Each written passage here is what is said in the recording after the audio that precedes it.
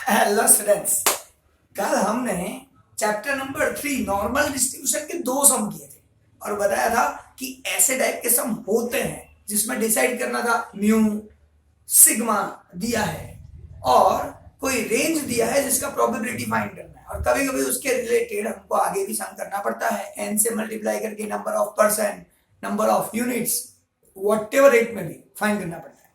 आज हम लोग आगे कर रहे हैं और आज के बाद आपके 6 मार्क्स फिक्स कर देंगे।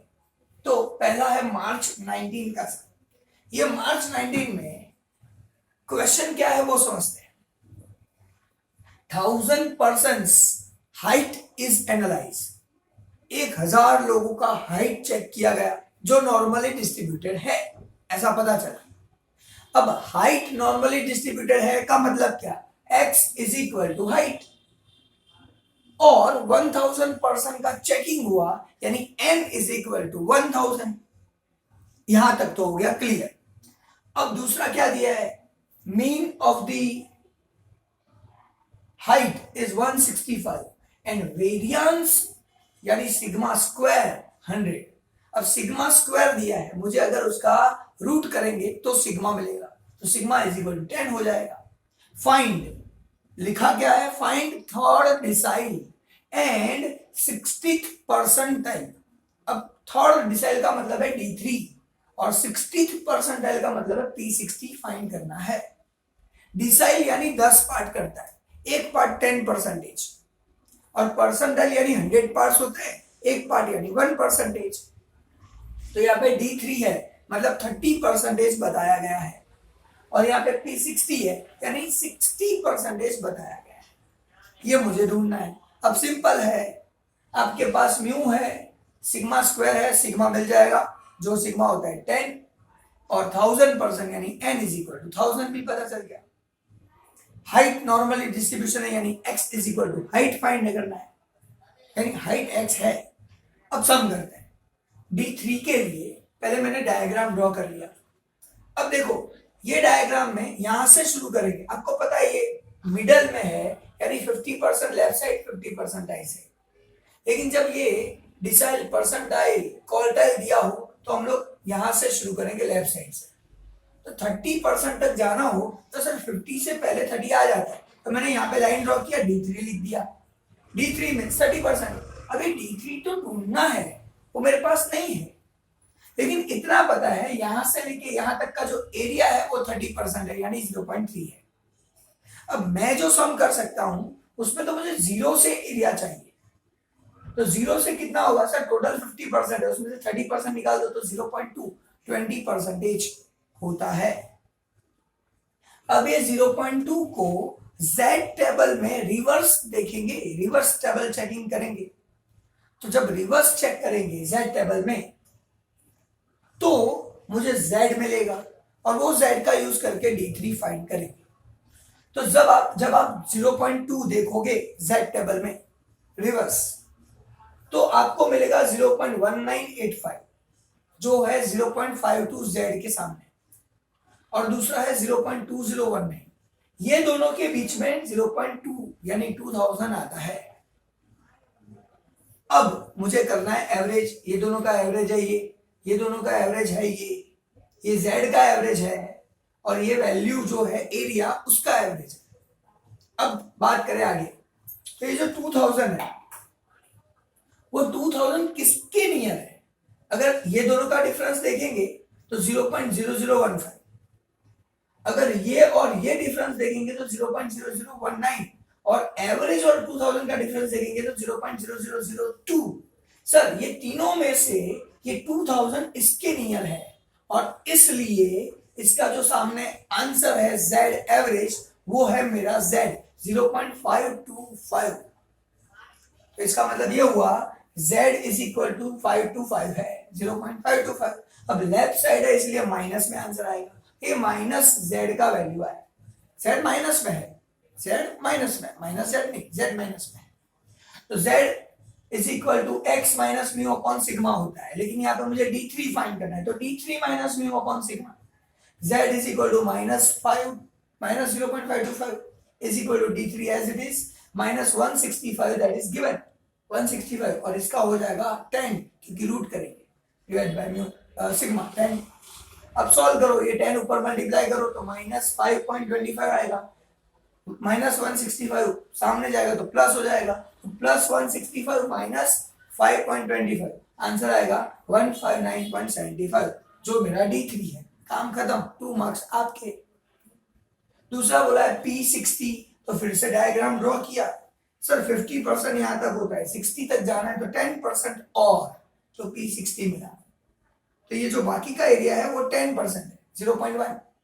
0 से लेके इतना एरिया 0.1 है, मुझे 0 से एरिया चाहिए तब मैं फाइंड कर सकता हूं। तो यहाँ पे 0.1 को फिर से रिवर्स टेबल में देखेंगे, 0.1 यानी 1000 पीछे लगा देते हैं 1000।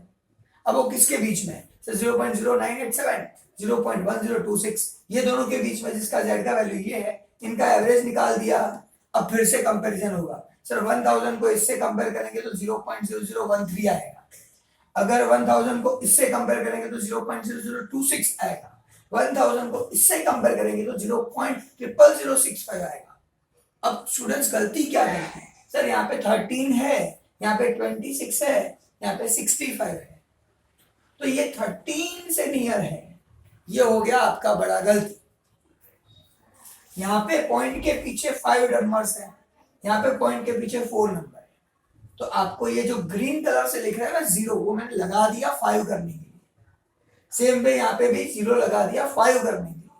अब कंपैरिजन करो, ये 130 है, ये 260 है, ये 65 है। सर इसके नियर है, तो ये मेरा आंसर रहेगा 0.255, जो मैंने लिख दिया 0.255। ये है z, राइट साइड है इसलिए प्लस है। फिर से फॉर्मूला में डालेंगे, z is equal to P60 minus 165/10। यहाँ पे x की जगह पे P60, क्योंकि P60 मेरे को ढूंढना है।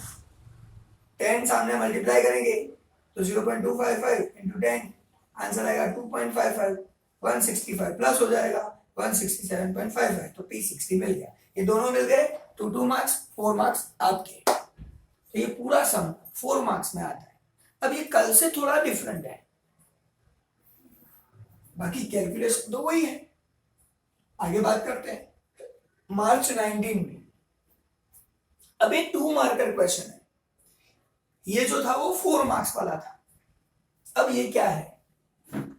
तो इसमें हमें दिया है Q1 is equal to 10, Q3 is equal to 30। Find mean deviation, mean deviation ढूंढना है।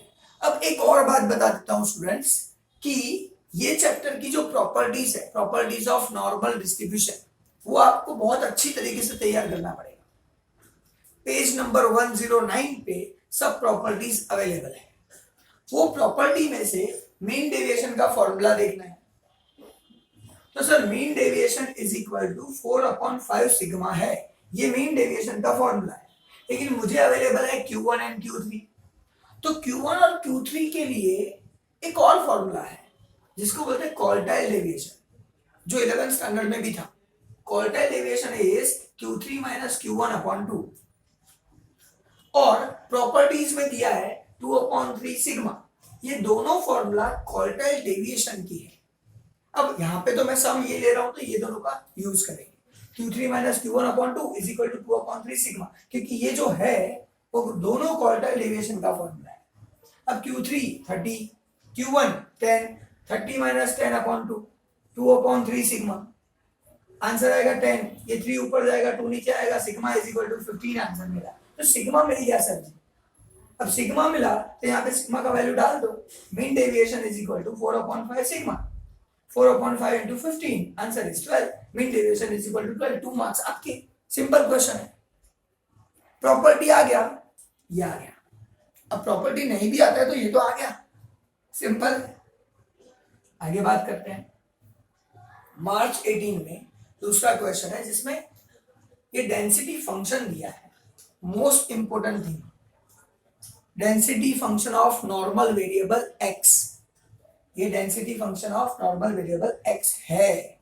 अब वो डेंसिटी फंक्शन याद रखना ही रखना है, कहीं 1 मार्क में होगा या 2 मार्क में होगा या 3 मार्क में होगा तो सही।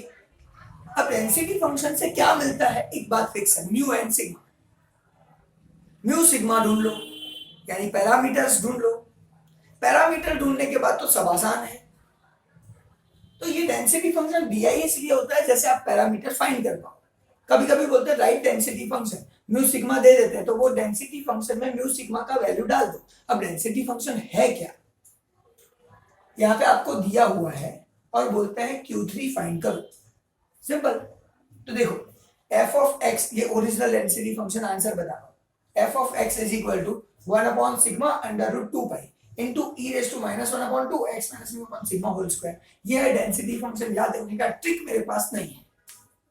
अब देखते हैं आगे हमें क्या दिया है। सर ये दिया है कांस्टेंट, तो कांस्टेंट मतलब ये जो दिया है 1 upon sigma under root 2 pi, ये है कांस्टेंट। अब e raise to minus 1 upon 2 original formula में है, यहाँ पे e raise to minus 1 upon 50 है, तो 2 मुझे चाहिए तो उसको अलग कर दिया। देखो ई रेज टू माइनस 1 अपॉन 2 को किससे मल्टीप्लाई करूंगा तो 50 होगा, क्योंकि मैं चेंज नहीं कर सकता, पार्ट कर सकता हूं। तो इसके 2 पार्ट कर दिए, 2 इंटू 25। सर 50 होता है, क्योंकि मुझे यहाँ पे 2 चाहिए ना, इसलिए यहाँ पे 2 लाया। माइनस 1 अपॉन 2 इंटू 25 ब्रैकेट में x माइनस 10 अपॉन 10 स्क्वायर, ये तो दिया ही है। अच्छा अब क्या करूंगा, ये कांस्टेंट तो एज इट इज है, e raise to minus 1 upon 2 बाहर रखना है, ये 25 को अंदर ले जाओ।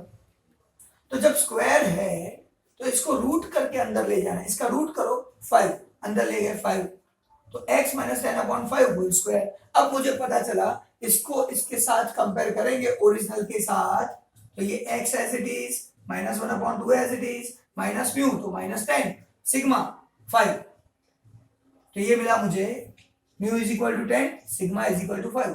अब काम सब आसान है, जो फाइंड करने को बोले तो कर देंगे। अब हमको क्या बोल रहा है, सब Q3 फाइंड करो, ये भी प्रॉपर्टीज में अवेलेबल है। Q3 is equal to mu plus 0.675 sigma. Mu का वैल्यू क्या है 10, सिग्मा का वैल्यू 5, ये दोनों को मल्टीप्लाई प्लस ये आंसर आएगा 13.375। ये हो गया मेरा 2 मार्कर क्वेश्चन खत्म। तो 1 मार्क्स क्या मिलेंगे म्यू और सिग्मा फाइंड करने के लिए, उसका यूटिलाइज करके दूसरा कुछ ढूंढना है, और 1 मार्क यानी 2 मार्क आपका। पता कैसे चला, ये डेंसिटी फंक्शन से। अब ऐसा भी बहुत बार आ चुका है, डेंसिटी फंक्शन उसके ऊपर से पैरामीटर्स म्यू सिग्मा फाइंड कर लो।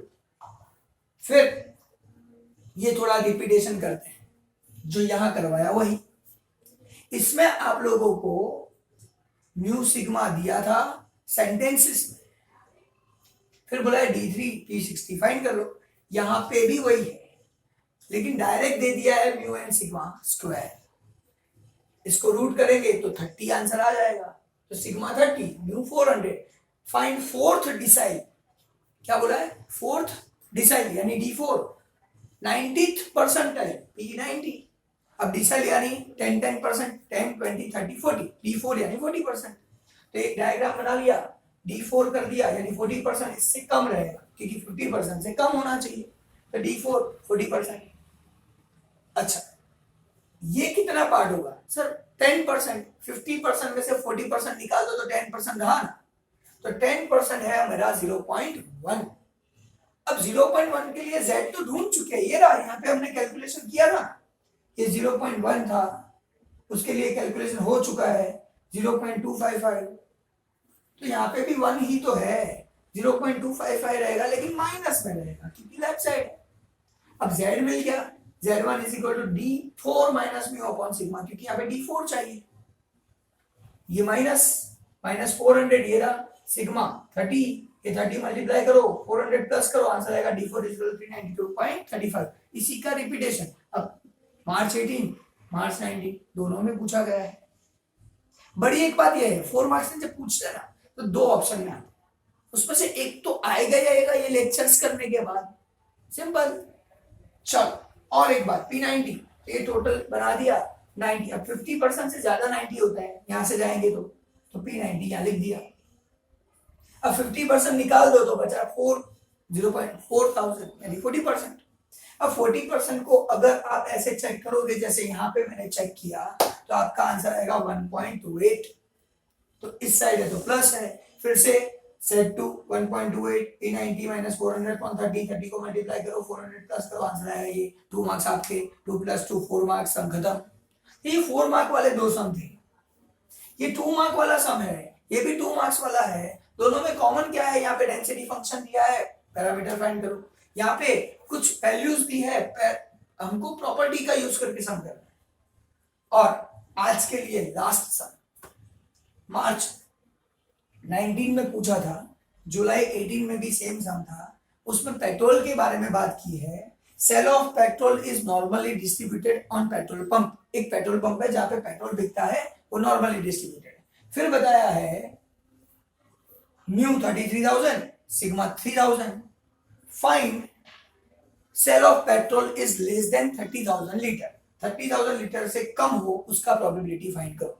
मैंने एक ही क्वेश्चन लिया है, 2 क्वेश्चन पूछे हैं, एक लिया है, दूसरा आ जाएगा, तो ये मुझे फाइंड करना है। तो सिंपल है, कल वाला रिपीटेशन करवा रहा हूं, जैसे भूल ना जाओ। तो ये मुझे फाइंड करना है। तो x से कुछ नहीं मिलता, मुझे तो z चाहिए। तो z कैसे मिला, x minus mu upon sigma, 30 minus 33,000, 30,000 minus 33,000 upon 3,000। Answer -1 से z लेस है, तो -1 यानी लेफ्ट साइड, उससे लेस यानी ये एरिया चाहिए। अब आपको पता है ये पूरा एरिया है, ये पूरा एरिया, उसमें से ये निकाल दो। ये पूरे एरिया में से -1 तक का एरिया निकाल दो। 0.5 माइनस 0.3413, ये लिखा 0.5 माइनस 0.3413, आंसर आया ये। अब ये सब में ऐसा पूछा है फाइंड परसेंटेज ऑफ डेज, कितना परसेंटेज है। अब ये है प्रोबेबिलिटी को 100 से मल्टीप्लाई करो, परसेंटेज मिल जाए, सम खत्म। 2 मार्क्स आपके। तो स्टूडेंट्स ये सब करने के बाद और कल का लेक्चर करने के बाद 100% 4 + 2 6 मार्क्स फिक्स। नेक्स्ट लेक्चर में नया चैप्टर। बाय।